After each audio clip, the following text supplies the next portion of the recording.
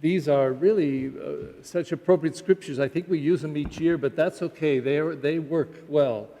This first reading is Paul, and when he went around and formed these churches in different places, and in this case in Ephesus, he wrote letters to encourage them and to warn them that people would come in their lives and try to snatch away from them the truths that he had shared with them and try to mess up and play with the stuff that he'd given them as precious stuff in their lives of faith.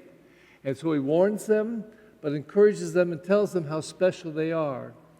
In the second reading, we see how special Christ is, as we see him really that he was in the form of God, and yet he came down and entered into our humanity to lift up our humanity.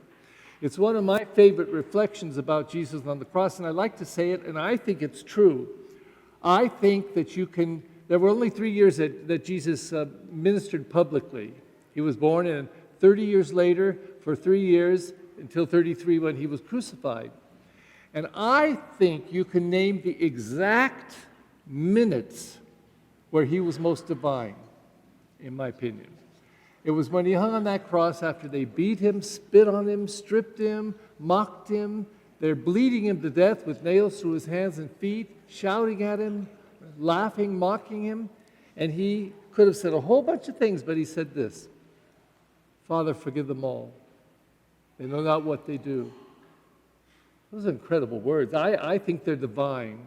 I think at that moment he was so deeply one with God the Father that he spoke as God would speak clearly. And I think it's amazing. But this passage from John, the Gospel that I just read, is really quite precious, because Jesus is saying a prayer at this. This is the 17th chapter of John. And in the Gospel of John, it's situated around the Last Supper, but John's Last Supper is very different. And he prays this long, long prayer. And he prays for their protection. He prays that even though there will be those who will reject them, that they are very special, they have been anointed, they're consecrated in truth. And he again encourages them as his disciples to go forward knowing the grace of God that is in their hearts and in their lives. It's a long time ago since I graduated. I can barely remember it. And you guys are pretty nervous, aren't you? You're coming up here back and forth, and oh my God, I think we came up too early, right? It's all right. You can't make a mistake today. Okay, this is your day. But this is what we're praying for you all. You've put in a chunk of time. I know there's different people who put in more or less years, depending when you came into the school, but theoretically, I guess 9 or 10 would be the max.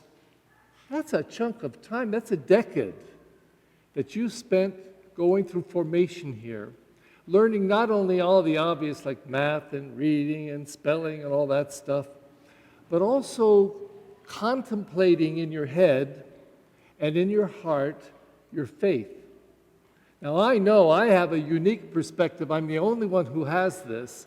I sit and hear your confessions, don't I? I've heard your sins. I've heard what you're ashamed of and what you've struggled with.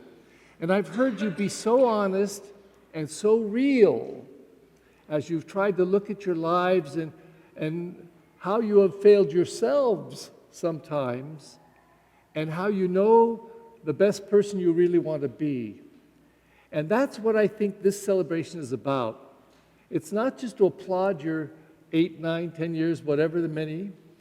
It's really to, and more than a pat on the back or a big hug or embrace or a kiss, to send you forth with all of our prayers. Look around this church. It's pretty full. And we're all here for you.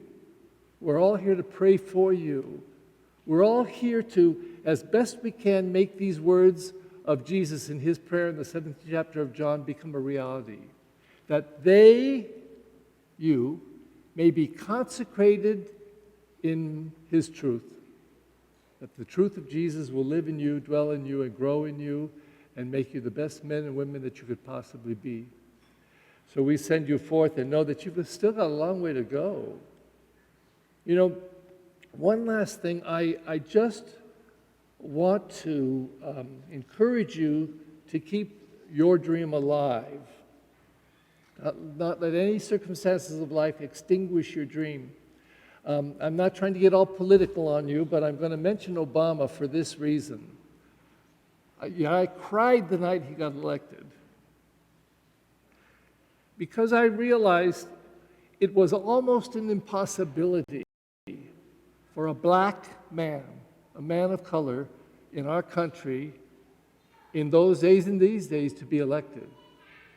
And when he was elected, I almost couldn't believe it. I almost couldn't believe it.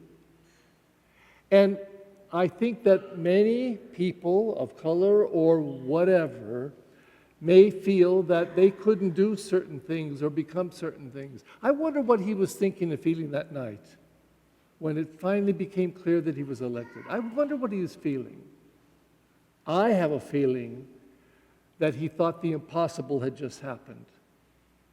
And I have a feeling that as much as he worked hard to get there, that a part of him said, it can't happen here, and it can't happen for me. And I think that's why we celebrate this night so big for you, because it can.